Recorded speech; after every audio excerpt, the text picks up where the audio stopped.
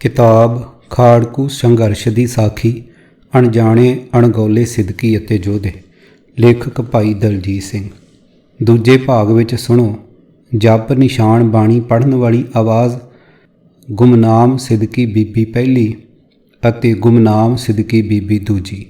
वाहिगुरू जी का खालसा वाहिगुरू जी की फतेह। जप निशान बाणी पढ़न वाली आवाज़।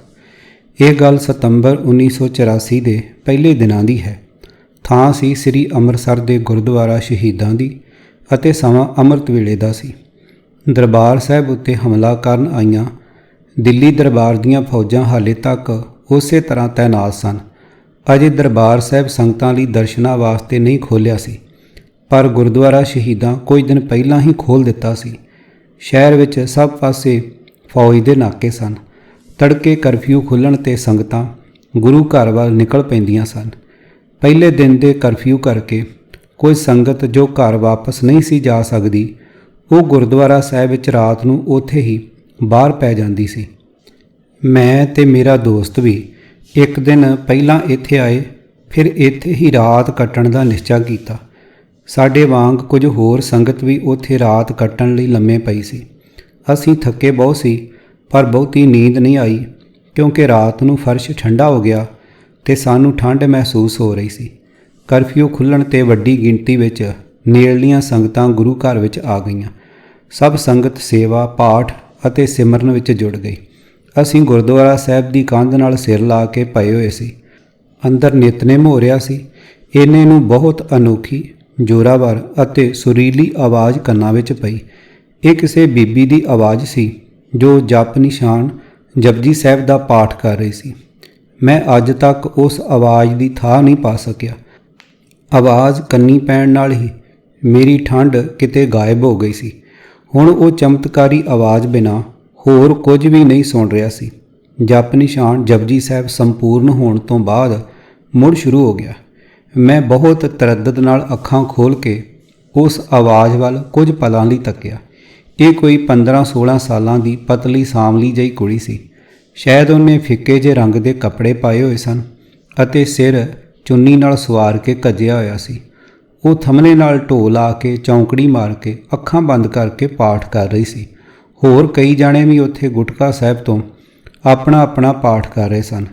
ਮੈਂ ਕੁਝ ਸਮਾਂ ਉੱਥੇ ਪਿਆ ਰਿਹਾ, ਫਿਰ ਬੈਠ ਕੇ ਚੌਂਕੜੀ ਮਾਰ ਕੇ ਕੰਧ ਨਾਲ ਢੋਲ ਲਾ ਕੇ ਅੱਖਾਂ ਬੰਦ ਕਰਕੇ ਪੂਰਨ ਧਿਆਨ ਅਤੇ ਸ਼ਰਧਾ ਵਿੱਚ ਜਪ ਨਿਸ਼ਾਨ ਜਪਜੀ ਸਾਹਿਬ ਉਸ ਰੂਹ ਨੂੰ ਹਿਲਾਉਣ ਵਾਲੀ ਬਾਣੀ ਨੂੰ ਸੁਣਦਾ ਰਿਹਾ।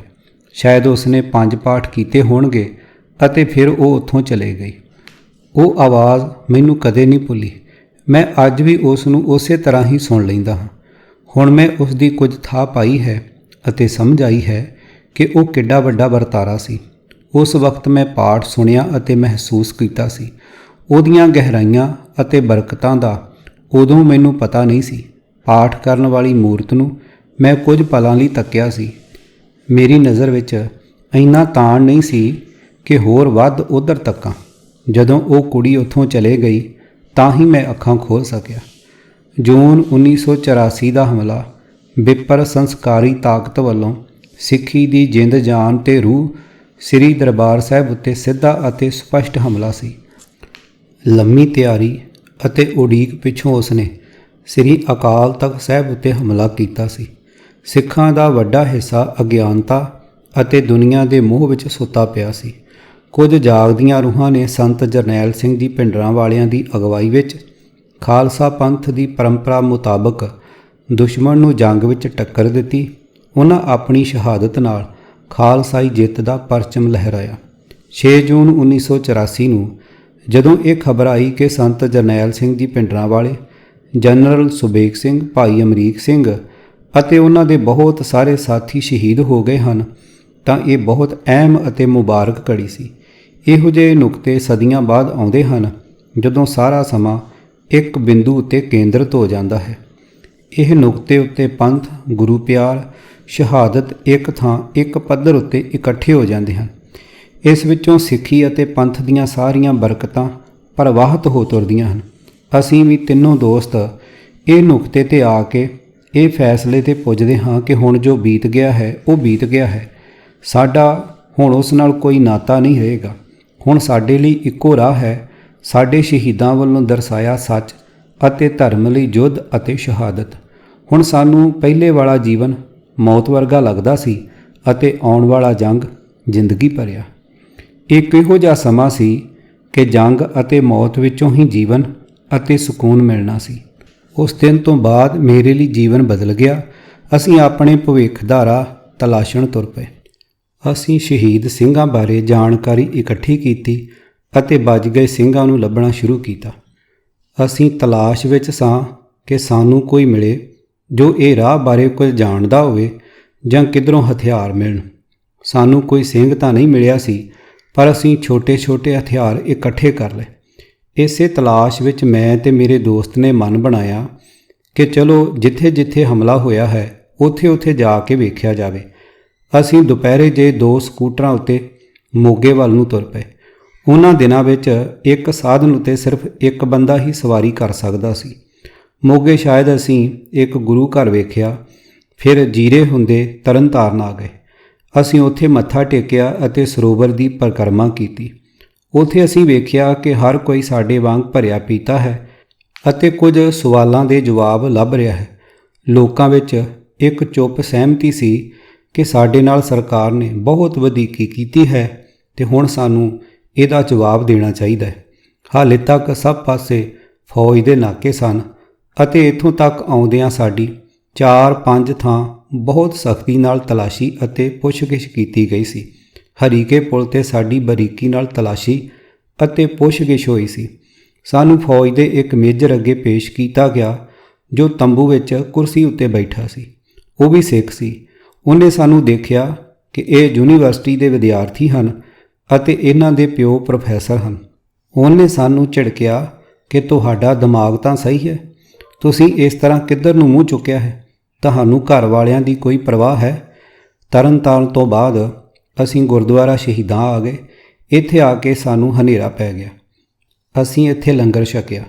ਉਸ ਵੇਲੇ ਸ਼ਾਮ 8 ਵਜੇ ਤੋਂ ਸਵੇਰੇ 5 ਵਜੇ ਤੱਕ ਕਰਫਿਊ ਲੱਗਦਾ ਸੀ। ਅਸੀਂ ਸੋਚਿਆ ਕਿ ਇੱਥੋਂ ਸਵੇਰੇ ਹੀ ਤੁਰਾਂਗੇ। ਜਪ ਨਿਸ਼ਾਨ ਜਪਜੀ ਸਾਹਿਬ ਦਾ ਪਾਠ ਸੁਣਨ ਵਾਲਾ ਵਾਕਿਆ ਇਸੇ ਸਵੇਰ ਦਾ ਹੈ। ਅਗਲੇ ਦਿਨ ਅਸੀਂ ਸੁਲਤਾਨਪੁਰ ਲੋਧੀ ਹੁੰਦੇ ਹੋਏ ਰਾਤ ਨੂੰ ਵਾਪਸ ਲੁਧਿਆਣੇ ਆ ਗਏ।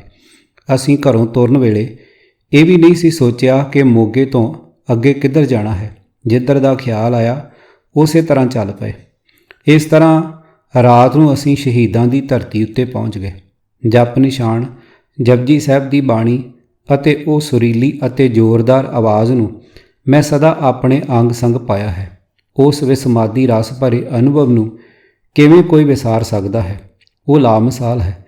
ਜ਼ਿੰਦਗੀ ਦੇ ਸਭ ਤੋਂ ਸੋਹਣੇ ਪਲ ਉਹੋ ਹੀ ਤਾਂ ਹਨ। ਉਸ ਤੋਂ ਬਾਅਦ ਉਹੋ ਜਿਹਾ ਕੁਝ ਹੋਰ ਨਹੀਂ ਹੁੰਦਾ। ਮੈਂ ਕਿੰਨਾ ਸਮਾਂ ਰੂਪੋਸ਼ ਰਿਹਾ ਅਤੇ ਜੇਲ੍ਹ ਵਿੱਚ ਰਿਹਾ ਅਤੇ ਹੁਣ ਵੀ ਜ਼ਿੰਦਗੀ ਪਰਖ ਅਤੇ ਸੰਘਰਸ਼ ਹੀ ਹੈ। ਮੈਂ ਕਹਿ ਸਕਦਾ ਹਾਂ ਕਿ ਉਹਨਾਂ ਪਲਾਂ ਨੇ ਮੇਰੀ ਬਾਂਹ ਫੜੀ ਅਤੇ ਮੈਨੂੰ ਰਾਹ ਵਿਖਾਇਆ ਹੈ। ਉਸ ਸੁਰੀਲੀ ਬਾਣੀ ਨੇ ਮੇਰੀ ਹਰ ਥਾਂ ਰੱਖਿਆ ਕੀਤੀ ਅਤੇ ਬੁਰੇ ਤੋਂ ਬੁਰੇ ਵਕਤ ਵਿੱਚ ਵੀ ਡੋਲਣ ਤੋਂ ਬਚਾਈ ਰੱਖਿਆ।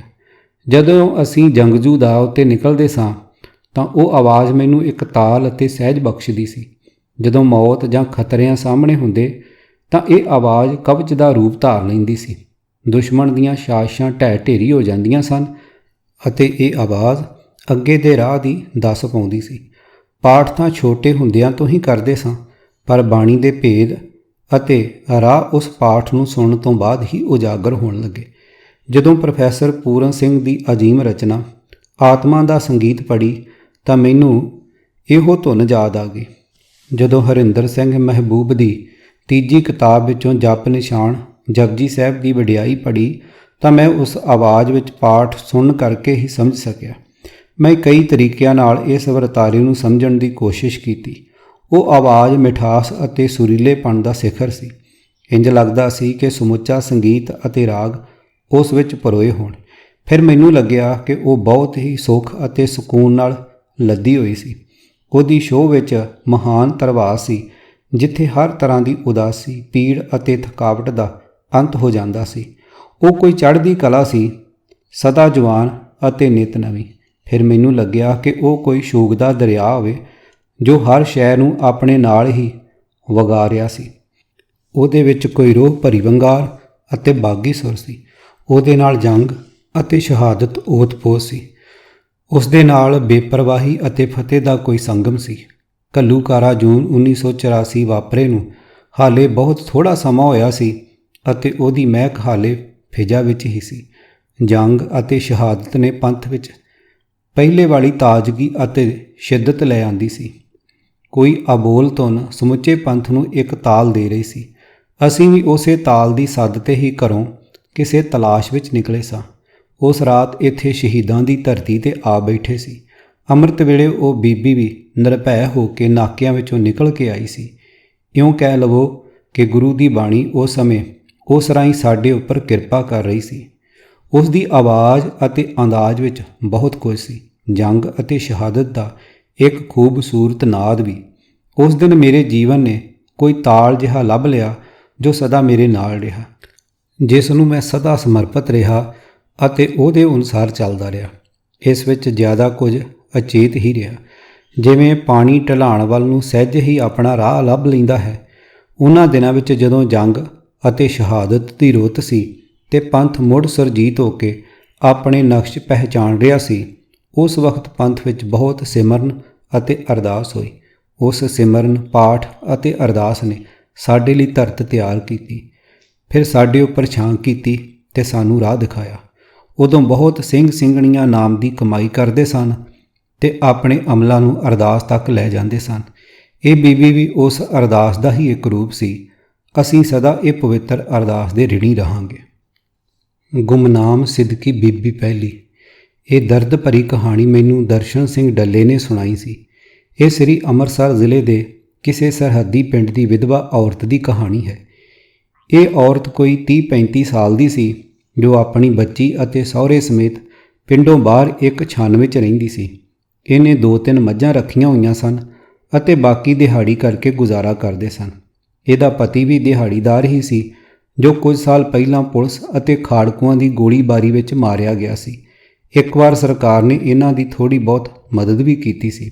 ਕੁਝ ਸਮੇਂ ਬਾਅਦ ਇਹਨਾਂ ਕੋਲ ਸਿੰਘਾਂ ਦਾ ਆਉਣ ਜਾਣ ਹੋ ਗਿਆ। ਇਹਨਾਂ ਨੇ ਆਪਣੀ ਕਿਰਤ ਕਮਾਈ ਵਿੱਚੋਂ ਸਿੰਘਾਂ ਦੀ ਸੇਵਾ ਕਰਨੀ ਸ਼ੁਰੂ ਕਰ ਦਿੱਤੀ। ਇਹਨਾਂ ਨੇ ਅੰਮ੍ਰਿਤ ਵੀ ਛਕ ਲਿਆ। ਇਹਨਾਂ ਦੀ ਸ਼ਾਨ ਸਰਹੱਦ ਪਾਰ ਕਰਨ ਵਾਲੇ ਸਿੰਘਾਂ ਲਈ ਟਿਕਾਣੇ ਵਜੋਂ ਬਹੁਤ ਢੁਕਵੀਂ ਸੀ। ਉੱਧਰ ਜਾਣ ਵੇਲੇ ਵੀ ਸਿੰਘ ਪਹਿਲਾਂ ਇੱਥੇ ਆ ਕੇ ਰੁਕਦੇ ਅਤੇ ਉੱਧਰੋਂ ਆ ਕੇ ਇੱਥੇ ਆਪਣਾ ਸਮਾਨ ਰੱਖ ਜਾਂਦੇ ਅਤੇ ਮੁੜ ਹੌਲੀ-ਹੌਲੀ ਲੈ ਜਾਂਦੇ। ਪਹਿਲਾਂ ਸਿਰਫ ਖਾਲਿਸਤਾਨ ਲਿਬਰੇਸ਼ਨ ਫੋਰਸ ਦੇ ਸਿੰਘ ਹੀ ਆਉਂਦੇ ਸਨ, ਪਰ ਬਾਅਦ ਵਿੱਚ ਬੱਬਰ ਖਾਲਸਾ ਅਤੇ ਖਾਲਿਸਤਾਨ ਕਮਾਂਡੋ ਫੋਰਸ ਵਾਲੇ ਵੀ ਆਉਣ ਲੱਗ ਪਏ। ਇਹ ਪਰਿਵਾਰ ਸਾਰਿਆਂ ਸਿੰਘਾਂ ਦੀ ਹੀ ਦਿਲ ਲਾ ਕੇ ਇੱਕੋ ਜਿਹੀ ਸੇਵਾ ਕਰਦਾ ਸੀ ਅਤੇ ਉਹਨਾਂ ਦਾ ਸਮਾਨ ਵੀ ਸੰਭਾਲਦਾ ਸੀ। ਕੁਝ ਸਿੰਘ ਇਹਨਾਂ ਨੂੰ ਘਰ ਦੀਆਂ ਚੀਜ਼ਾਂ ਜਾਂ ਕਈ ਵਾਰ ਪੈਸੇ ਵੀ ਦੇ ਜਾਂਦੇ ਸਨ, ਪਰ ਇਹਨਾਂ ਨੇ ਕਦੇ ਕਿਸੇ ਤੋਂ ਕੁਝ ਮੰਗਿਆ ਨਹੀਂ ਸੀ। ਇਹ ਬੀਬੀ ਬਹੁਤ ਨੇਕ ਦਿਲ ਅਤੇ ਸੇਵਾ ਭਾਵਨਾ ਵਾਲੀ ਸੀ। ਸਾਰੇ ਸਿੰਘ ਵੀ ਇਹਦਾ ਆਦਰ ਮਾਣ ਕਰਦੇ ਸਨ। ਦਰਸ਼ਨ ਸਿੰਘ ਡੱਲਾ ਵੀ ਇਹਨਾਂ ਕੋਲ ਰਿਹਾ ਕਰਦਾ ਸੀ। ਉਹ ਇਸ ਬੀਬੀ ਦੀ ਬਹੁਤ ਸਰਾਹਨਾ ਕਰਦਾ ਸੀ। ਕਈ ਵਾਰ BSF ਜਾਂ ਪੁਲਿਸ ਦੀ ਤਲਾਸ਼ੀ ਹੋਣੀ ਤਾਂ ਇਹ ਨੂੰਹ ਸਹੁਰਾ ਸਭ ਕੁਝ ਬਹੁਤ ਸਹੀ ਤਰੀਕੇ ਨਾਲ ਸੰਭਾਲ ਲੈਂਦੇ ਸਨ। ਇੱਥੇ ਆਉਣ ਵਾਲੇ ਖਾੜਕੂ ਜਥਿਆਂ ਵਿੱਚੋਂ ਇਸ ਇਲਾਕੇ ਦੇ ਇੱਕ ਜਥੇ ਦਾ ਆਗੂ ਵੀ ਇਸ ਟਿਕਾਣੇ ਉੱਤੇ ਆਉਂਦਾ ਸੀ। ਉਹ ਸਿੰਘ ਦਾ ਉਸ ਵੇਲੇ ਇਲਾਕੇ ਵਿੱਚ ਬੜਾ ਨਾਂ ਸੀ। ਉਹ ਬਹੁਤ ਗੱਲਾਂ ਮਾਰਨ ਵਾਲਾ ਅਤੇ ਤੇਜ਼ ਤਰਾਰ ਬੰਦਾ ਸੀ। ਉਹ ਇੱਥੇ ਜ਼ਿਆਦਾ ਰਹਿਣ ਲੱਗ ਪਿਆ ਅਤੇ ਪਰਿਵਾਰ ਨਾਲ ਘੁਲ ਮਿਲ ਗਿਆ। ਇਸ ਟਿਕਾਣੇ ਉੱਤੇ ਆਉਣ ਵਾਲੇ ਕਈ ਸਿੰਘ ਸ਼ਹੀਦ ਹੋ ਗਏ ਅਤੇ ਕਈ ਫੜੇ ਵੀ ਗਏ, ਪਰ ਕਿਸੇ ਵੱਲੋਂ ਇਹ ਠਾਰ ਦਾ ਭੇਦ ਜ਼ਾਹਰ ਨਾ ਹੋਇਆ। ਉਹ ਸਿੰਘ ਦੇ ਇੱਥੇ ਜ਼ਿਆਦਾ ਰਹਿਣ ਨਾਲ ਮੁਖਬਰਾਂ ਨੇ ਇਹਨਾਂ ਬਾਰੇ ਪੁਲਿਸ ਨੂੰ ਇਤਲਾਹ ਦੇ ਦਿੱਤੀ। ਪੁਲਿਸ ਨੇ ਕਈ ਛਾਪੇ ਮਾਰੇ। ਉਹ ਬਜ਼ੁਰਗ ਨੂੰ ਥਾਣੇ ਵੀ ਰੱਖਿਆ ਅਤੇ ਬੀਬੀ ਦੀ ਪੁੱਛਗਿੱਛ ਵੀ ਹੋਈ, ਪਰ ਉਹ ਦੋਵੇਂ ਜਾਣੇ ਹੀ ਸਾਰਾ ਕੁਝ ਬਚਾ ਗਏ। ਉਹਨਾਂ ਨਾ ਕੋਈ ਬੰਦਾ ਫੜਵਾਇਆ ਤੇ ਨਾ ਹੀ ਸਮਾਨ ਬਾਰੇ ਕੁਝ ਮੰਨੇ। ਉਹ ਖਾੜਕੂ ਆਗੂ ਨੇ ਇਹਨਾਂ ਦੀ ਛੰਨ ਤੋਂ ਥੋੜ੍ਹੀ ਦੂਰ ਨਿੱਕਾ ਜਿਹਾ ਭੋਰਾ ਬਣਾਇਆ ਹੋਇਆ ਸੀ। ਵਾਧੂ ਸਮਾਨ ਅਤੇ ਗੋਲੀ ਸਿੱਕਾ ਇੱਥੇ ਹੀ ਰੱਖਿਆ ਹੁੰਦਾ ਸੀ।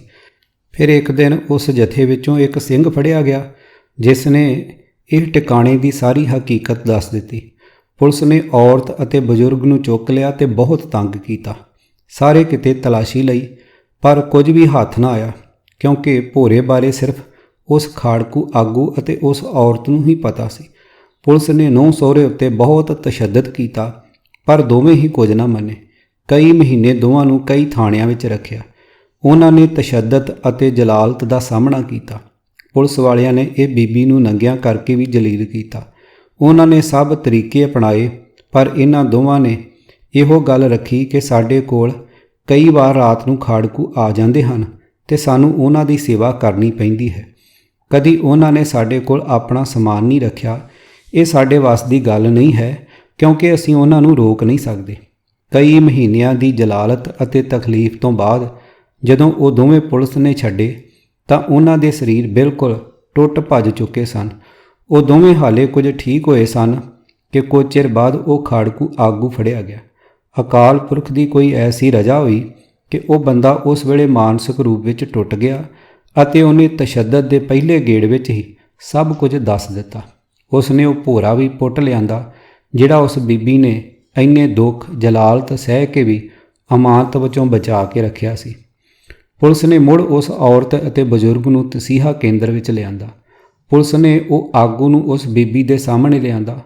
ਉਹਦਾ ਨਾਂ ਬਹੁਤ ਵੱਡਾ ਸੀ, ਜਿਸ ਕਰਕੇ ਉਹਦੀ ਤਫਤੀਸ਼ ਲਈ ਜ਼ਿਲ੍ਹਾ ਪੁਲਿਸ ਮੁਖੀ ਵੀ ਹਾਜ਼ਰ ਸੀ, ਪਰ ਉਹ ਆਮ ਲੋਕਾਂ ਵਾਂਗ ਡਰਿਆ ਜੀ ਕਰੀ ਜਾ ਰਿਹਾ ਸੀ। ਉਹ ਅਸਲ ਵਿੱਚ ਉਹ ਕੁਝ ਬੋਲੀ ਜਾ ਰਿਹਾ ਸੀ ਜੋ ਉਹਨੂੰ ਲੱਗਦਾ ਸੀ ਕਿ ਸੁਣ ਕੇ ਅਫਸਰ ਖੁਸ਼ ਹੋ ਜਾਣਗੇ। ਹੁਣ ਪੁਲਿਸ ਵਾਲੇ ਉਸ ਬੀਬੀ ਨੂੰ ਬਹੁਤ ਜਲੀਲ ਕਰਨ ਲੱਗ ਪਏ, ਪਰ ਉਹ ਬਿਲਕੁਲ ਵੀ ਨਾ ਬੋਲੀ। ਉਸ ਬੰਦੇ ਨੇ ਸਭ ਭੇਦ ਅਤੇ ਹਥਿਆਰ ਜੋ ਕੁਝ ਬੀਬੀ ਨੂੰ ਸੌਂਪਿਆ ਸੀ, ਉਹਨੇ ਉਹਦੀ ਰਾਖੀ ਲਈ ਆਪਣੇ ਤਨ ਮਨ ਉੱਤੇ ਸਭ ਕੁਝ ਸਹਾਰਿਆ ਸੀ ਅਤੇ ਆਪਣੇ ਪਰਿਵਾਰ ਨੂੰ ਦਾਅ ਉੱਤੇ ਲਾ ਦਿੱਤਾ ਸੀ। ਪਰ ਪਰਖ ਦੀਆਂ ਘੜੀਆਂ ਵਿੱਚ ਉਹ ਬੰਦਾ ਮਿੱਟੀ ਹੋ ਗਿਆ। ਉਸ ਬੀਬੀ ਲਈ ਇਹ ਦੋਵੇਂ ਸੱਟਾਂ ਅਸਹਿ ਸਨ। ਉਹ ਬੀਬੀ ਲਈ ਜੀਵਨ ਦੇ ਸਾਰੇ ਅਰਥ ਹੀ ਬਦਲ ਗਏ। ਸਭ ਕੁਝ ਢਹਿ ਢੇਰੀ ਹੋ ਗਿਆ। ਉਹ ਨਾ ਕੁਝ ਬੋਲੀ ਤੇ ਨਾ ਰੋਈ, ਕਿਉਂਕਿ ਉਹ ਅੰਦਰੋਂ ਖਤਮ ਹੋ ਗਈ ਸੀ। ਕੁਝ ਦਿਨਾਂ ਬਾਅਦ ਉਸ ਖਾੜਕੂ ਅਤੇ ਬਜ਼ੁਰਗ ਦਾ ਪੁਲਿਸ ਨੇ ਮੁਕਾਬਲਾ ਬਣਾ ਦਿੱਤਾ। ਪੁਲਿਸ ਵਾਲਿਆਂ ਨੂੰ ਉਹਦਾ ਇਨਾਮ ਵੀ ਮਿਲਿਆ। ਉਸ ਬੀਬੀ ਨਾਲ ਕੀ ਵਾਪਰਿਆ ਉਹਦੇ ਬਾਰੇ ਕੁਝ ਪਤਾ ਨਹੀਂ ਲੱਗਿਆ, ਕਿਉਂਕਿ ਉਸ ਥਾਣੇ ਵਿੱਚ ਤਾਂ ਉਹਨੂੰ ਕੁਝ ਦਿਨ ਹੀ ਰੱਖਿਆ ਗਿਆ। ਕੁਝ ਬੁੱਚੜਾਂ ਉਹਦੀ ਇੱਜ਼ਤ ਵੀ ਲੁੱਟੀ, ਪਰ ਉਹਨੇ ਕੋਈ ਵਿਰੋਧ ਨਾ ਕੀਤਾ। ਉਹ ਜਿਉਂਦੀ ਲਾਸ਼ ਵਾਂਗ ਹੋ ਗਈ ਸੀ। ਜਿੰਨੇ ਦਿਨ ਰਹੀ ਨਾ ਕੁਝ ਬੋਲੀ ਤੇ ਨਾ ਕੁਝ ਖਾਧਾ। ਉਸ ਥਾਣੇ ਦਾ ਮੁਖੀ ਬਹੁਤ ਹੰਕਾਰਿਆ ਹੋਇਆ ਬੰਦਾ ਸੀ, ਜੋ ਆਪਣੇ ਮੂੰਹੋਂ ਕਹਿੰਦਾ ਹੁੰਦਾ ਸੀ ਕਿ ਮੇਰੇ ਵਿੱਚ ਜ਼ਕਰੀਆ ਖਾਨ ਦੀ ਰੂਹ ਹੈ। ਉਹ ਨੀਮ ਪਾਗਲਾਂ ਵਾਂਗ ਸਿੰਘਾਂ ਉੱਤੇ ਤਸ਼ੱਦਦ ਕਰਦਾ ਹੁੰਦਾ ਸੀ। ਉਸ ਬੀਬੀ ਨੂੰ ਉਹ ਥਾਣੇਦਾਰ ਇੱਕ ਰਾਤ ਜੀਭ ਵਿੱਚ ਬਿਠਾ ਕੇ ਲੈ ਗਿਆ। ਉਸ ਨਾਲ ਕੀ ਕੀਤਾ ਜਾਂ ਉਹਨੂੰ ਕਿੱਥੇ ਛੱਡ ਆਇਆ, ਇਹਦੇ ਬਾਰੇ ਕੁਝ ਪਤਾ ਨਹੀਂ ਲੱਗਿਆ। ਉਹ ਬੱਚੀ ਜੋ ਮਾਂ ਅਤੇ ਦਾਦੇ ਦੇ ਜਾਣ ਮਗਰੋਂ ਇਕੱਲੀ ਰਹਿ ਗਈ ਸੀ, ਉਹਨੂੰ ਖਾਲਿਸਤਾਨ ਲਿਬਰੇਸ਼ਨ ਫੋਰਸ ਦੇ ਸਿੰਘਾਂ ਨੇ ਉਹਦੇ ਕਿਸੇ ਰਿਸ਼ਤੇਦਾਰ ਕੋਲ ਛੱਡ ਦਿੱਤਾ ਅਤੇ ਕੁਝ ਚਿਰ ਖਰਚਾ ਪਾਣੀ ਦਿੰਦੇ ਰਹੇ। ਉਸ ਥਾਣੇ ਦੇ ਇੱਕ ਮੁਲਾਜ਼ਮ ਨੇ ਇਹ ਕਹਾਣੀ ਖਾਲਿਸਤਾਨ ਲਿਬਰੇਸ਼ਨ ਫੋਰਸ ਦੇ ਸਿੰਘਾਂ ਨੂੰ ਸੁਣਾਈ, ਜੋ ਉਸ ਔਰਤ ਦੇ ਤਸ਼ੱਦਦ ਦੌਰਾਨ ਹਾਜ਼ਰ ਸੀ। ਉਹ ਸਿਪਾਹੀ ਔਰਤ ਦੀ ਦ੍ਰਿੜਤਾ ਅਤੇ ਅਖੀਰ ਵਿੱਚ ਉਹਦੀ ਬੇਅਦਬੀ ਹੋਣ ਤੋਂ ਵੀ ਪ੍ਰਭਾਵਿਤ ਸੀ। ਉਹਨੇ ਇਹ ਗਾਥਾ ਸੁਣਾ ਕੇ ਆਪਣਾ ਫਰਜ਼ ਅਦਾ ਕੀਤਾ ਸੀ। ਜਦੋਂ ਇਹ ਕਹਾਣੀ ਦਰਸ਼ਨ ਸਿੰਘ ਡੱਲੇ ਨੇ ਮੈਨੂੰ ਸੁਣਾਈ ਤਾਂ ਸੁਣਾਉਣ ਤੋਂ ਬਾਅਦ ਉਹ ਬਹੁਤ ਭਾਵੁਕ ਹੋ ਗਿਆ। ਉਹਦੀਆਂ ਅੱਖਾਂ ਨਮ ਹੋ ਗਈਆਂ ਤੇ ਕਹਿਣ ਲੱਗਾ ਕਿ ਪ੍ਰਮਾਤਮਾ ਇਹ ਕੀ ਭਾਣਾ ਵਰਤਾ ਰਿਹਾ ਹੈ ਕਿ ਇੱਕ ਸਿਦਕ ਅਤੇ ਸੇਵਾ ਵਾਲੀ ਬੀਬੀ ਨੂੰ ਇੰਨਾ ਦਰਦ ਅਤੇ ਗੁਮਨਾਮੀ ਮਿਲ ਰਹੀ ਹੈ। ਫਿਰ ਕੁਝ ਚਿਰ ਬਾਅਦ ਮੈਨੂੰ ਕਹਿਣ ਲੱਗਾ, ਆਪਾਂ ਨੂੰ ਇਹ ਬੀਬੀ ਦਾ ਭੋਗ ਪਾ ਦੇਣਾ ਚਾਹੀਦਾ ਹੈ ਜਿਵੇਂ ਹੋਰਾਂ ਦਾ ਪੈਂਦਾ ਹੈ। ਮੇਰੇ ਕੋਲ ਦੋਵਾਂ ਸਵਾਲਾਂ ਦਾ ਕੋਈ ਉੱਤਰ ਨਹੀਂ ਸੀ। ਦੇਰ ਰਾਤ ਤੱਕ ਅਸੀਂ ਗੱਲਾਂ ਕਰਦਿਆਂ ਸਵਾਲਾਂ ਸੰਗ ਸੌਂ ਗਏ। ਇਹ ਸਵਾਲ ਅੱਜ ਵੀ ਉਵੇਂ ਹੀ ਹੈ। ਉਹ ਬੱਚੀ ਦਾ ਅਗਾਂਹ ਕੀ ਬਣਿਆ ਅਤੇ ਉਹ ਬੀਬੀ ਦਾ ਕਿਸੇ ਨੇ ਭੋਗ ਪਾਇਆ, ਪਤਾ ਨਹੀਂ। ਖਾੜਕੂ ਸੰਘਰਸ਼ ਵਿੱਚ ਇਹੋ ਜਿਹੇ ਅਨੇਕਾਂ ਬੀਬੀਆਂ, ਬੱਚੇ ਅਤੇ ਬਜ਼ੁਰਗ ਹੋਏ ਹਨ ਜੋ ਆਪਣੀ ਤਰਫੋਂ ਸਿਖਰਲਾ ਫਰਜ਼ ਅਦਾ ਕਰ ਗਏ, ਪਰ ਪੰਥ ਵਜੋਂ ਅਸੀਂ ਉਹਨਾਂ ਬਾਰੇ ਆਪਣਾ ਫਰਜ਼ ਅਦਾ ਨਹੀਂ ਕਰ ਸਕੇ। ਇਹ ਹੁਣ ਪੜ੍ਹੇ ਲਿਖੇ ਅਤੇ ਸੂਝਵਾਨ ਲੋਕਾਂ ਦੇ ਸਿਰ ਖੜਾ ਕਾਰਜ ਹੈ ਕਿ ਉਹ ਸੰਘਰਸ਼ ਦੇ ਅਜਿਹੇ ਬੇਨਾਮ ਲੋਕਾਂ ਦੇ ਉੱਚੇ ਅਮਲਾਂ ਨੂੰ ਵਿਰਾਸਤ ਦਾ ਹਿੱਸਾ ਬਣਾਉਣ ਅਤੇ ਆਪਣੇ ਹਿੱਸੇ ਦਾ ਸੰਘਰਸ਼ ਕਰਨ। ਗੁਮਨਾਮ ਸਿੱਦਕੀ ਬੀਬੀ ਦੂਜੀ। ਕੁਝ ਦਿਨ ਪਹਿਲਾਂ ਮੈਂ ਲੁਧਿਆਣੇ ਦੇ ਇੱਕ ਟਕਸਾਲੀ ਜਥੇਦਾਰ ਨੂੰ ਮਿਲਿਆ। ਤਸ਼ੱਦਦ, ਬਿਮਾਰੀ ਅਤੇ ਉਮਰ ਨੇ ਉਹਦੇ ਸਰੀਰ ਨੂੰ ਕਾਫੀ ਕਮਜ਼ੋਰ ਕਰ ਦਿੱਤਾ ਹੈ। ਕੁਝ ਮਹੀਨੇ ਪਹਿਲਾਂ ਉਹਦੀ ਸਿੰਘਣੀ ਵੀ ਚੜ੍ਹਾਈ ਕਰ ਗਈ। ਉਸ ਨੇ ਗੱਲਬਾਤ ਦੌਰਾਨ ਕਿਹਾ ਕਿ ਮੇਰੇ ਮਨ ਉੱਤੇ ਇੱਕ ਬੋਝ ਜਿਹਾ ਹੈ ਜਿਹਦਾ ਮੈਂ ਕੁਝ ਨਹੀਂ ਕਰ ਸਕਿਆ। ਉਹਦੇ ਕਹਿਣ ਮੁਤਾਬਕ ਇਹ 1987 ਦੇ ਬੈਂਕ ਡਾਕੇ ਮਗਰੋਂ ਦੀ ਗੱਲ ਹੈ, ਜਦੋਂ ਉਹਨੂੰ ਤਫਤੀਸ਼ ਮਹਿਕਮੇ ਵਾਲੇ ਫੜ ਕੇ ਲੈ ਗਏ ਸਨ। ਫਿਰ ਉਹ CRPF ਦੇ ਦੁਗਰੀ ਵਾਲੇ ਟਿਕਾਣੇ ਵਿੱਚ ਉਹਨਾਂ ਦੇ ਹਵਾਲੇ ਕਰ ਗਏ, ਜਿੱਥੇ ਉਹ 2 ਕੁ ਹਫ਼ਤੇ ਰਿਹਾ। CRPF ਵਾਲੇ ਅਤੇ ਖੁਫੀਆ ਮਹਿਕਮੇ ਵਾਲੇ ਉਸ ਵੇਲੇ ਨਜਾਇਜ਼ ਹਿਰਾਸਤ ਵਿੱਚ ਲਏ ਸਿੰਘ ਸਿੰਘਣੀਆਂ ਨੂੰ ਅਜਿਹੀਆਂ ਥਾਵਾਂ ਉੱਤੇ ਰੱਖਦੇ ਸਨ। ਇੱਥੇ ਤਸ਼ੱਦਦ ਤੋਂ ਬਿਨਾਂ ਪੁੱਛਗਿੱਛ ਅਤੇ ਜਲਾਲਤ ਦੇ ਖਾਸ ਤਰੀਕੇ ਵਰਤੇ ਜਾਂਦੇ ਸਨ, ਜੋ ਉਦੋਂ ਆਮ ਥਾਣਿਆਂ ਵਿੱਚ ਲੰਮੇ ਸਮੇਂ ਲਈ ਕਰਨੇ ਮੁਸ਼ਕਲ ਹੁੰਦੇ ਸਨ। ਜਿਹੜੇ ਬੰਦੇ ਸਰਕਾਰ ਲਈ ਭਾੜੇ ਦੇ ਕਾਤਲ ਸੂਈਏ ਕੈਟ ਸਨ, ਉਹਨਾਂ ਨੂੰ ਵੀ ਇਹਨਾਂ ਥਾਵਾਂ ਉੱਤੇ ਹੀ ਰੱਖਿਆ ਜਾਂਦਾ ਸੀ। ਖੁਫੀਆ ਮਹਿਕਮੇ ਵਾਲੇ ਜਾਂ ਪੁਲਿਸ ਵਾਲੇ ਇੱਥੇ ਰੱਖੇ ਕੈਦੀਆਂ ਨੂੰ ਲੋੜ ਮੁਤਾਬਕ ਲੈ ਜਾਂਦੇ ਅਤੇ ਜਮ੍ਹਾਂ ਕਰਾ ਜਾਂਦੇ ਸਨ। ਜਦੋਂ ਕੋਈ ਕੈਦੀ ਵਾਪਸ ਨਹੀਂ ਆਉਂਦਾ ਸੀ ਤਾਂ ਉਹਦਾ ਮਤਲਬ ਹੁੰਦਾ ਸੀ ਕਿ ਉਹ ਰੱਬ ਨੂੰ ਪਿਆਰਾ ਹੋ ਗਿਆ। ਜਥੇਦਾਰ ਉੱਤੇ ਪਨਾਹ ਦਾ ਮੁਕੱਦਮਾ ਬਣਾ ਦਿੱਤਾ ਸੀ, ਪਰ ਉਹਦੇ ਕੋਲੋਂ ਪੁੱਛਗਿੱਛ ਜਨਰਲ ਲਾਭ ਸਿੰਘ, ਹਰਜਿੰਦਰ ਸਿੰਘ ਜਿੰਦਾ, ਚਰਨਜੀਤ ਸਿੰਘ ਤਲਵੰਡੀ ਅਤੇ ਮੇਰੇ ਬਾਰੇ ਕਰਦੇ ਸਨ। ਇਸ ਨੂੰ ਇੱਕ 15 ਬਾਈ 20 ਫੁੱਟ ਦੇ ਕਮਰੇ ਵਿੱਚ ਰੱਖਿਆ ਗਿਆ, ਜਿੱਥੇ 24 ਘੰਟੇ ਬਹੁਤ ਤੇਜ਼ ਰੌਸ਼ਨੀ ਰਹਿੰਦੀ ਸੀ। ਬਿਜਲੀ ਦੀ ਜੜਤ ਇਸ ਤਰ੍ਹਾਂ ਕੀਤੀ ਸੀ ਕਿ ਬੰਦਾ ਬਿਨਾਂ ਕਿਸੇ ਆਸਰੇ ਦੇ ਤਾਰਾਂ ਤੱਕ ਪਹੁੰਚ ਨਹੀਂ ਸਕਦਾ ਸੀ। ਉਸ ਕਮਰੇ ਵਿੱਚ ਕੋਈ ਵੀ ਭਾਂਡਾ ਜਾਂ ਕੱਪੜਾ ਇਸ ਤਰ੍ਹਾਂ ਦਾ ਨਹੀਂ ਸੀ ਜਿਸ ਨਾਲ ਕੈਦੀ ਆਤਮ ਹੱਤਿਆ ਕਰ ਸਕੇ। ਥੱਲੇ ਵਿਛਾਉਣ ਲਈ ਪਾਟੇ ਮੈਲੇ ਫੌਜੀ ਕੰਬਲ ਸਨ ਅਤੇ ਪਾਣੀ ਲਈ ਇੱਕ ਮਿੱਟੀ ਦਾ ਘੜਾ ਸੀ। ਲੋਹੇ ਦੀਆਂ ਸੀਖਾਂ ਵਾਲੀਆਂ ਤਾਕੀਆਂ ਦੇ ਬਾਹਰ ਵੀ ਕੰਡਿਆਲੀ ਤਾਰ ਲੱਗੀ ਹੋਈ ਸੀ। ਇਹ ਟਿਕਾਣੇ ਉੱਤੇ ਪੁੱਛਗਿੱਛ ਕਰਨ ਵਾਲੇ ਬਹੁਤ ਬੰਦੇ ਗੈਰ ਪੰਜਾਬੀ ਸਨ। ਉਹਨਾਂ ਵਿੱਚ ਸਿੱਖਾਂ ਨਾਲ, ਖਾਸ ਕਰਕੇ ਖਾੜਕੂਆਂ ਵਿਰੁੱਧ ਬਹੁਤ ਨਫ਼ਰਤ ਭਰੀ ਹੋਈ ਸੀ। ਸਭ ਕੈਦੀਆਂ ਲਈ ਹੀ ਇਹਨਾਂ ਦਾ ਵਤੀਰਾ ਨਫ਼ਰਤ ਵਾਲਾ ਸੀ। ਜਦੋਂ ਕੋਈ ਵੱਡੇ ਅਹੁਦੇ ਵਾਲਾ ਇਹਨਾਂ ਕੈਦੀਆਂ ਦੀ ਪੁੱਛਗਿੱਛ ਲਈ ਆਉਂਦਾ ਸੀ ਤਾਂ ਇਹ ਹੋਰ ਵੀ ਸਖਤ ਹੋ ਜਾਂਦੇ ਸਨ। ਕਈ ਵਾਰ ਜਦੋਂ ਇਹ ਸ਼ਰਾਬ ਪੀ ਲੈਂਦੇ ਸਨ ਜਾਂ ਇਹਨਾਂ ਦੇ ਬੰਦੇ ਖਾੜਕਾਂ ਵੱਲੋਂ ਮਾਰੇ ਜਾਂਦੇ ਸਨ ਤਾਂ ਕੈਦੀਆਂ ਨਾਲ ਵਰਤਾਓ ਹੋਰ ਹਮਲਾਵਰ ਅਤੇ ਬਦਲਾਖੋਰ ਹੋ ਜਾਂਦਾ ਸੀ। ਗਾਲਾਂ, ਕੁੱਟ ਅਤੇ ਤਾਨੇ ਜਲਾਲਤ ਦਾ ਆਮ ਵਿਹਾਰ ਬਣਿਆ ਹੋਇਆ ਸੀ। ਹਰ ਥਾਂ ਅਜਿਹੇ ਬੰਦੇ ਅਜਿਹਾ ਵਿਹਾਰ ਹੀ ਹੁੰਦਾ ਹੈ। ਹਰ ਥਾਂ ਹੀ ਕੁਝ ਬੰਦੇ ਅਜਿਹੇ ਹੁੰਦੇ ਹਨ ਜਿਹੜੇ ਬਾਹਰੋਂ ਦੂਜਿਆਂ ਵਰਗੇ ਬਣ ਕੇ ਰਹਿੰਦੇ ਹਨ, ਪਰ ਉਹਨਾਂ ਦੇ ਅੰਦਰ ਕੁਝ ਨਾ ਕੁਝ ਹਮਦਰਦੀ ਜਾਂ ਤਰਸ ਵਰਗਾ ਪਿਆ ਹੁੰਦਾ ਹੈ। ਉਦੋਂ ਦਿੱਲੀ ਹਕੂਮਤ ਦੇ ਦੱਖਣੀ ਅਤੇ ਦੱਖਣ ਪੂਰਬੀ ਇਲਾਕਿਆਂ ਦੇ ਲੋਕਾਂ ਵਿੱਚ ਸਿੱਖਾਂ ਲਈ ਉਹ ਨਫ਼ਰਤ ਨਹੀਂ ਸੀ ਜੋ ਪੱਛਮੀ ਅਤੇ ਉੱਤਰੀ ਇਲਾਕਿਆਂ ਵਿੱਚ ਫੈਲੀ ਹੋਈ ਸੀ। ਉਸ ਵਕਤ ਇੱਕ ਦੱਖਣੀ ਹੌਲਦਾਰ ਜੋ ਜਥੇਦਾਰ ਨੂੰ ਰੋਟੀ ਪਾਣੀ ਦਿੰਦਾ ਸੀ, ਉਹ ਕੁਝ ਦਿਨਾਂ ਵਿੱਚ ਉਸ ਨਾਲ ਖੁੱਲ੍ਹ ਗਿਆ। ਜਦੋਂ ਉਸ ਨੂੰ ਇਹ ਪਤਾ ਲੱਗਾ ਕਿ ਉਹਦੇ ਉੱਤੇ ਮੁਕੱਦਮਾ ਦਰਜ ਹੋ ਗਿਆ ਹੈ ਅਤੇ ਉਹਨੂੰ ਛੱਡਿਆ ਜਾਣਾ ਹੈ ਤਾਂ ਉਹਦਾ ਵਿਹਾਰ ਜਥੇਦਾਰ ਨਾਲ ਹੋਰ ਵੀ ਸਹਿਜ ਹੋ ਗਿਆ। ਉਸ ਨੇ ਛੱਡਣ ਤੋਂ 2 ਦਿਨ ਪਹਿਲਾਂ ਜਥੇਦਾਰ ਨੂੰ ਦੱਸਿਆ ਕਿ ਤੇਰੇ ਤੋਂ ਮਹੀਨਾ ਕੁ ਪਹਿਲਾਂ ਇਸੇ ਕਮਰੇ ਵਿੱਚ ਜਵਾਨ ਔਰਤ ਨੂੰ ਰੱਖਿਆ ਹੋਇਆ ਸੀ। ਤੇਰੇ ਵਾਂਗ ਉਸ ਤੋਂ ਵੀ ਜਨਰਲ ਲਾਭ ਸਿੰਘ ਬਾਰੇ ਪੁੱਛਦੇ ਸਨ। ਅਫਸਰ ਲੋਕ ਇੱਥੇ ਆ ਕੇ ਉਹਦੇ ਉੱਤੇ ਬਹੁਤ ਤਸ਼ੱਦਦ ਕਰਦੇ ਸਨ ਅਤੇ ਬਹੁਤ ਬੁਰਾ ਬੋਲਦੇ ਸਨ। ਕਈ ਵਾਰ ਉਹਨੂੰ ਲੈ ਜਾਂਦੇ ਅਤੇ ਫਿਰ ਜਮ੍ਹਾਂ ਕਰਾ ਜਾਂਦੇ ਸਨ। ਉਸ ਨੂੰ ਵੀ ਰੋਟੀ ਪਾਣੀ ਮੈਂ ਹੀ ਦਿੰਦਾ ਹੁੰਦਾ ਸੀ। ਉਹ ਮੁਸ਼ਕਲ ਨਾਲ ਹੀ ਕੁਝ ਖਾਂਦੀ ਪੀਂਦੀ ਸੀ ਤੇ ਕੰਧ ਨਾਲ ਢੋ ਲਾ ਕੇ ਜਾਂ ਲੰਮੇ ਪੈ ਕੇ ਸਿੱਧਾ ਹੀ ਝਾਕਦੀ ਰਹਿੰਦੀ ਸੀ। ਅਫਸਰ ਉਸ ਨੂੰ ਜਨਰਲ ਲਾਭ ਸਿੰਘ ਨਾਲ ਜੋੜਦੇ ਸਨ ਤੇ ਉਸ ਨੂੰ ਵਾਰ-ਵਾਰ ਕਹਿੰਦੇ ਸਨ ਕਿ ਸਾਨੂੰ ਉਸ ਬਾਰੇ ਦੱਸ। ਉਸ ਦੀਆਂ ਚੀਕਾਂ ਅਤੇ ਦਰਦ ਨਾਲ ਹੂੰਗਣ ਦੀਆਂ ਆਵਾਜ਼ਾਂ ਮੈਨੂੰ ਬਹੁਤ ਤੰਗ ਕਰਦੀਆਂ ਸਨ। ਇੱਕ ਵਾਰ ਸਾਦੇ ਕੱਪੜਿਆਂ ਵਿੱਚ ਆਇਆ ਅਫਸਰ ਉਸ ਨੂੰ ਅਲਫ ਨੰਗੇ ਕਰਕੇ ਉਹਦੇ ਚੱਡੇ ਪਾੜ ਰਿਹਾ ਸੀ ਅਤੇ ਉਹਦੇ ਪਿਸ਼ਾਬ ਵਾਲੀ ਥਾਂ 'ਤੇ ਠੁੱਡੇ ਮਾਰ ਰਿਹਾ ਸੀ। ਇਹ ਵੇਖਣਾ ਮੇਰੇ ਲਈ ਬਹੁਤ ਅਸਹਿ ਸੀ, ਪਰ ਨੌਕਰੀ ਪੇਸ਼ਾ ਬੰਦੇ ਨੇ ਆਪਣੇ ਤੋਂ ਉੱਪਰਲਿਆਂ ਦੇ ਹੁਕਮ ਵਿੱਚ ਹੀ ਚੱਲਣਾ ਹੁੰਦਾ ਹੈ। ਫਿਰ ਉਹ ਅਫਸਰ ਨੇ ਇਹ ਹੁਕਮ ਦਿੱਤਾ ਕਿ ਇਹਨੂੰ ਹੁਣ ਨੰਗੀ ਹੀ ਰੱਖਣਾ ਹੈ, ਕੋਈ ਕੱਪੜਾ ਨਹੀਂ ਦੇਣਾ। ਉਸ ਦਿਨ ਮਗਰੋਂ ਉਹ ਨੰਗਿਆਂ ਹੀ ਉਸੇ ਤਰ੍ਹਾਂ ਬੈਠੀ ਰਹਿੰਦੀ ਸੀ। ਕਈ ਵਾਰ ਕੰਧ ਨਾਲ ਸਿਰ ਲਾ ਕੇ ਸਿੱਧਾ ਝਾਕਦੀ ਜਾਂ ਫਿਰ ਗੋਡਿਆਂ ਵਿੱਚ ਸਿਰ ਦੇ ਕੇ ਬੈਠੀ ਰਹਿੰਦੀ। ਉਸ ਕਮਰੇ ਵਿੱਚ ਕੋਈ ਕੰਬਲ ਵੀ ਨਹੀਂ ਛੱਡਿਆ ਸੀ। ਰਾਤ ਨੂੰ ਫਰਸ਼ ਠੰਡਾ ਹੋ ਜਾਂਦਾ ਸੀ, ਪਰ ਉਹਨੂੰ ਐਵੇਂ ਹੀ ਰੱਖਿਆ ਜਾਂਦਾ ਸੀ। ਉਹ ਕਿਸੇ ਚੀਜ਼ ਦੀ ਮੰਗ ਨਹੀਂ ਕਰਦੀ ਸੀ। ਸ਼ਾਇਦ ਉਹ ਮੌਤ ਨੂੰ ਉਡੀਕ ਰਹੀ ਸੀ ਤੇ ਇਸੇ ਤਰੀਕੇ ਛੇਤੀ ਇਸ ਸਭ ਕੁਝ ਵਿੱਚੋਂ ਨਿਕਲਣਾ ਚਾਹੁੰਦੀ ਸੀ। ਉਹ ਹੌਲਦਾਰ ਦੇ ਕਹਿਣ ਮੁਤਾਬਕ ਕਿ ਉਹ ਸੱਭਿਆਚਾਰਕ ਸ਼ਰਮ ਦੇ ਨਾਤੇ ਆਪਣੇ ਨਾਲ ਇੱਕ ਕੱਪੜਾ ਲੈ ਕੇ ਜਾਂਦਾ ਤੇ ਉਹਨੂੰ ਰੋਟੀ ਦੇਣ ਤੋਂ ਪਹਿਲਾਂ ਆਪਣਾ ਆਪ ਢੱਕਣ ਲਈ ਕਹਿੰਦਾ। ਉਹ ਕੁਝ ਵੀ ਖਾਣੋਂ ਹਟ ਗਈ ਸੀ। ਉਹਨੂੰ ਜਲਾਲਤ ਨੇ ਜਿਉਂਦਿਆਂ ਮਾਰ ਦਿੱਤਾ ਸੀ। ਠੰਡ ਅਤੇ ਭੁੱਖ ਨਾਲ ਇੱਕ ਰਾਤ ਨੂੰ ਉਹ ਬੇਹੋਸ਼ ਹੋ ਗਈ। ਅਗਲੀ ਸਵੇਰ ਪੁਲਿਸ ਵਾਲੇ ਆਏ ਤੇ ਉਹਨੂੰ ਇੱਕ ਕੰਬਲ ਵਿੱਚ ਗਠੜੀ ਬੰਨ੍ਹ ਕੇ ਲੈ ਗਏ ਤੇ ਫਿਰ ਉਹ ਮੁੜ ਕੇ ਨਹੀਂ ਆਈ। ਹੌਲਦਾਰ ਨੇ ਇਹ ਵਾਰਤਾ ਦੱਸ ਕੇ ਜਥੇਦਾਰ ਨੂੰ ਕਿਹਾ ਕਿ ਤੂੰ ਬਾਹਰ ਜਾ ਕੇ ਇਹ ਔਰਤ ਬਾਰੇ ਜ਼ਰੂਰ ਪਤਾ ਕਰੀ ਅਤੇ ਉਹਦੇ ਘਰ ਵਾਲਿਆਂ ਨੂੰ ਉਹਦੇ ਨਾਲ ਜੋ ਬੀਤੀ ਬਾਰੇ ਦੱਸੀ। ਜਥੇਦਾਰ ਦੇ ਕਹਿਣ ਮੁਤਾਬਕ ਉਹਨੇ ਬਾਹਰ ਆ ਕੇ ਅਜਿਹੀ ਔਰਤ ਬਾਰੇ ਪਤਾ ਕਰਨ ਦੀ ਕਾਫੀ ਕੋਸ਼ਿਸ਼ ਕੀਤੀ ਜਿਸ ਨੂੰ ਜਨਰਲ ਲਾਭ ਸਿੰਘ ਨਾਲ ਸੰਬੰਧਿਤ ਹੋਣ ਕਰਕੇ ਚੁੱਕਿਆ ਗਿਆ ਹੋਵੇ। ਮੈਨੂੰ ਵੀ ਉਹਦੇ ਕੋਲੋਂ ਜਾਣਕਾਰੀ ਮਿਲਣ ਤੋਂ ਬਾਅਦ ਸੋਚਣ ਨਾਲ ਕੋਈ ਅਜਿਹੀ ਔਰਤ ਬਾਰੇ ਚੇਤਾ ਨਹੀਂ ਆਇਆ ਜਿਸ ਦੇ ਚੁੱਕੇ ਗਵਾਚੇ ਹੋਣ ਦੀ ਜਾਣਕਾਰੀ ਹੋਵੇ। ਜਿਸ ਵੇਲੇ ਦੀ ਗੱਲ ਜਥੇਦਾਰ ਨੇ ਸੁਣਾਈ ਉਸ ਵੇਲੇ ਅਸੀਂ ਜਨਰਲ ਲਾਭ ਸਿੰਘ ਨਾਲ ਬੌਧ 18 ਉੱਤੇ ਇਕੱਠੇ ਵਿਚਰਦੇ ਸਾਂ, ਪਰ ਸਾਡੀ ਜਾਣਕਾਰੀ ਵਿੱਚ ਅਜਿਹੀ ਕੋਈ ਔਰਤ ਨਹੀਂ ਆਈ।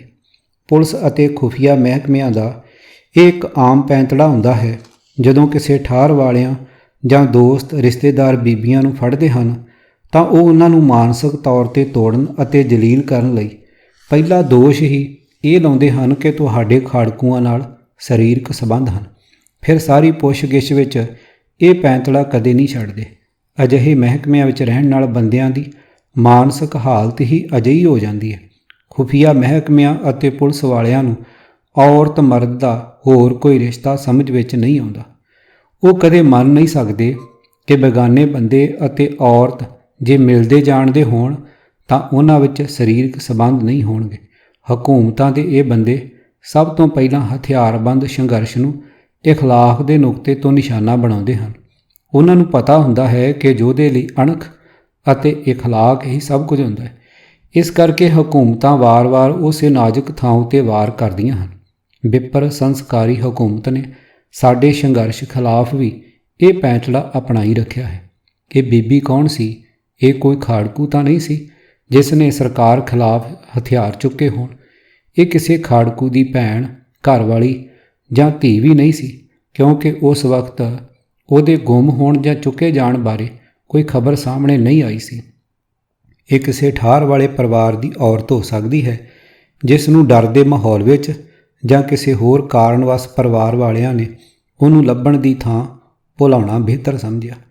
ਇਹ ਗੱਲ ਤਾਂ ਪੱਕੀ ਹੈ ਕਿ ਉਹ ਖਾੜਕੂ ਸੰਘਰਸ਼ ਵਿੱਚ ਸ਼ਰਧਾ ਅਤੇ ਯਕੀਨ ਰੱਖਦੀ ਹੋਣੀ ਹੈ। ਉਹਦੇ ਪੰਥ ਨਾਲ ਪਿਆਰ ਕਾਰਨ ਹੀ ਉਹਨੂੰ ਜਲਾਲਤ ਅਤੇ ਜ਼ੁਲਮ ਦਾ ਸਾਹਮਣਾ ਕਰਨਾ ਪਿਆ। ਸਾਡਾ ਉਹਦੇ ਅੱਗੇ ਸਿਰ ਝੁਕਦਾ ਹੈ। ਅਸੀਂ ਉਹਨੂੰ ਸਿਦਕ ਵਾਲੀ ਬੀਬੀ ਕਹਿ ਸਕਦੇ ਹਾਂ। ਇੱਕ ਔਰਤ ਵਜੋਂ ਇਹ ਪੰਥ ਵਿੱਚ ਸ਼ੁੱਧ ਇਖਲਾਕ ਦੀ ਸਿਰਜਣਾ ਹੈ। ਮਾਂ, ਧੀ, ਭੈਣ ਜਾਂ ਪਤਨੀ ਵਜੋਂ ਵਿਚਰ ਕੇ ਯੋਧਿਆਂ ਦੇ ਕਿਰਦਾਰ ਨੂੰ ਔਰਤ ਹੀ ਸਿਰਜਦੀ ਹੈ। ਉਹ ਗੁਮਨਾਮ ਰਹਿ ਕੇ ਸਭ ਦਰਦ ਪੀੜ ਨੂੰ ਸੋਖ ਲੈਂਦੀ ਹੈ।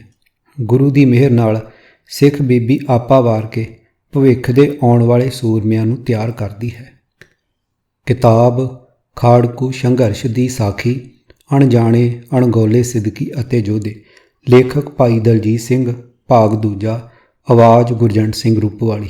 ਵਾਹਿਗੁਰੂ ਜੀ ਕਾ ਖਾਲਸਾ, ਵਾਹਿਗੁਰੂ ਜੀ ਕੀ ਫਤਿਹ।